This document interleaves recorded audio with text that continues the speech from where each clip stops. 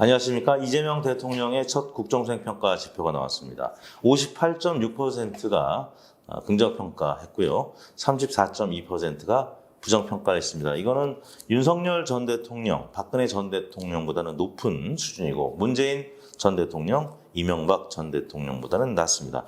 윤석열 52.1이었고요. 박근혜 54.8이었습니다. 이재명 대통령은 58.6이었고요.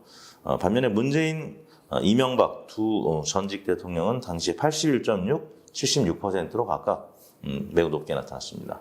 지난번에도 말씀드렸지만 대선 득표율의 격차가 컸을 때는 첫 번째 지표가 좀 여유 있게 높게 나오고 대선 득표율이 박빙으로 끝났을 때는 그 다음에 처음으로 나오는 국정수행 지표도 좀 박하게 나오는 그런 경향성을 보이는데 그 중간 지점에 있는 이재명 대통령 대략 한 8%포인트가량 격차가 났죠. 그래서 58.6%의 첫 번째 성적표를 받게 됐습니다. 일간으로 보겠습니다. 화요일 날은 56.5%로 시작을 했습니다.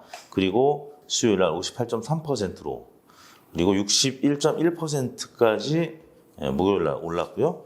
금요일 날 59.6%로 다시 50% 후반으로 살짝 하락했는데 어떤 일이 있었냐면 주초에는 법원이 이재명 대통령의 파기환송심 추후 지정 연기 그리고 대장동 사건도 기일 변경 이게 이제 각각 월 화요일 날 있었던 일입니다.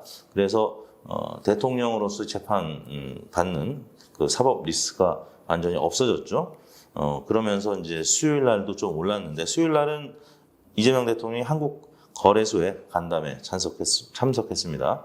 그리고 코스피 3년 5개월 만에 2,900선 돌파 엿새째 랠리를 기록했다라는 거고요. 목요일 날은 이재명 대통령이 이태원 참사 현장을 또 방문했습니다. 그래서 61.1%로 정점을 찍었고 금요일 날은 오광수 민정수석 사의를 수용하는 그리고 김민석 총리 지명자에 대한 또 여러 가지 보수 언론에서의 비판 보도가 있다 보니까 금요일 날은 살짝 하락하는 모양새를 나타냈습니다. 지난주에 국정수행 전망 연령대별 분석을 해드렸는데 유일하게 20대만 부정적인 전망이 있었다고 말씀드렸잖아요. 긍정평가, 부정평가를 한 첫 번째 지표에서도 역시 20대가 가장 박하게 나왔습니다. 잘못한다는 의견이 47.5%로 잘한다는 의견보다 높았고요. 60대, 70세 이상은 20대와는 다르게 긍정적인 평가가 높게 나타났습니다.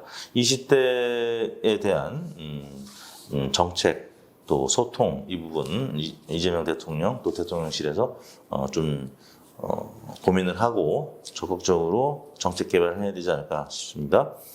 국정수행 전망 저희가 한두 주 더 물어보게 될 텐데요. 59.4%로 소폭 상승했습니다. 일단 58.2에서 시작을 했는데 조금 상승한 거죠. 이번 주에 G7 정상회담 등 외교 행보가 있기 때문에 잘하면 미국 대통령, 일본 총리 개별적으로 만나는 건 당연히 만날 거고 1대1 또 정상회담이 있을지 그런 모습이 나타나게 되면 60%를 넘는 국정수행 전망이 나올 수도 있겠습니다. 여기서도 마찬가지로 계층별로 보면 부정적인 전망이 유일하게 20대에서만 높게 나타나고 있습니다. 갤럽하고 좀 비교를 해보겠습니다. 갤럽은 이재명 대통령의 국정수행 전망을 지난 금요일에 발표했는데 70% 윤석열보다는 높고 문재인, 김영삼, 이명박, 박근혜보다는 소폭 낮은 수준이었습니다. 리얼미터랑 경향성은 비슷합니다. 그런데 수치가 매우 높습니다. 이재명 대통령은 한 12%포인트가량 높고요. 과거에 이제 박근혜 대통령도 한 64대 79니까 14%포인트, 15%포인트가량 높게 나타났습니다. 네, 갤럽은 이명박 대통령까지는 리얼미터랑 비슷한데 박근혜 대통령부터 국정수행 전망이 리얼미터보다 한 10에서 15%포인트가량 높게 나타나고 있습니다.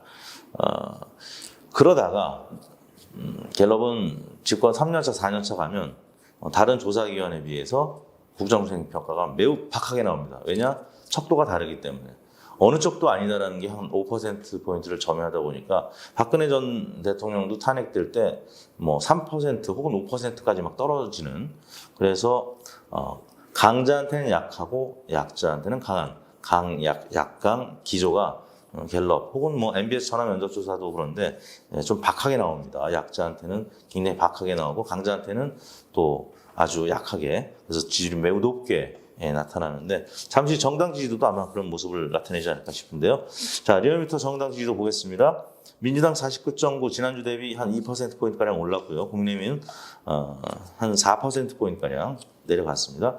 민주당은 25만 원 민생지원금 지급 논의가 있었고, 또 새 원내대표로 김병기 의원 선출됐습니다. 이른바 컨벤션 효과가 있었겠죠. 그리고 뭐 미래지향적인 여러 지표들이 나왔고, 반면에 국민의힘은 윤석열 전 대통령이 계속 또 뉴스에 등장하고 있죠. 뭐 슬리퍼 신고 동네 상가 다니는 모습.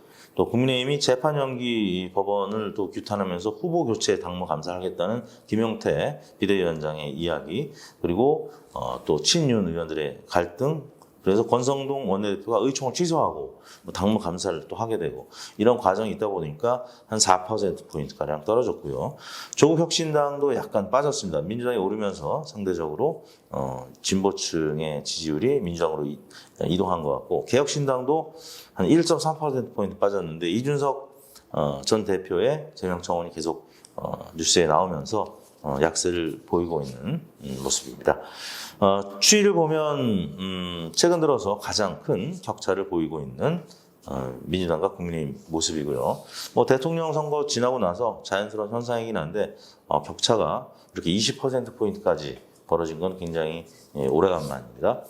그 다음 화면이 갤럽 건데, 리얼미터보다 민주당은 한 4%포인트가량 좀 낮은 편이지만, 이 국민의힘이 많이 차이 납니다. 9%포인트가량.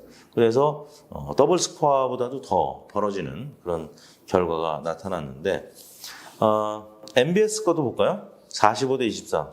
약간의 차이지만 갤럽이랑 비슷합니다. 그러다 보니까 안철수 의원이 이런 페이스북 글을 올렸는데요. 21%는 마지막 경고입니다.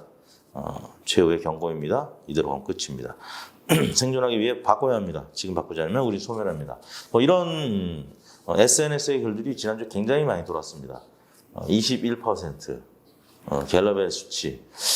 갤럽은 아무튼 이런 면에서는 굉장히 좀 잔인합니다. 그래서 국민의힘 입장에서 볼 때는 굉장히 좀 뼈아픈 대목인데, 오늘 이제 꽃이 지난 대선 기간 동안 너무 조사를 많이 했기 때문에 직원들 휴가를 주게 되면서 한 주 쉬었습니다. 근데 아마 꽃도 조사를 했다면 갤럽처럼 굉장히 격차가 벌어지지 않았을까. 갤럽이 46대 21이었습니다. 25%포인트 차이였는데, 아마 꽃은 30%포인트 넘게 차이가 나지 않았을까 싶습니다. 그런데 저는 지난번 출구조사 또 예측조사 발표한 기관들의 도표를 지난번에도 보여드렸는데, 오늘 다시 한번 보여드리면, 갤럽을 포함한 또 MBS 소속 조사 등을 포함한 전화 면접 조사의 그 열세 후보 차이 표심 현상, 붉은색 저희가 박스 안에 표시를 해드렸죠. 김문수 후보가 대체로 다 이렇게 1.75, 2.25, 1.85%포인트 낮게 나타나고, 반면에 이재명 후보는 또 1.18, 1.68, 2.28 각각 이렇게 높게 나타나서 예측 격차가 많이 컸다는 거.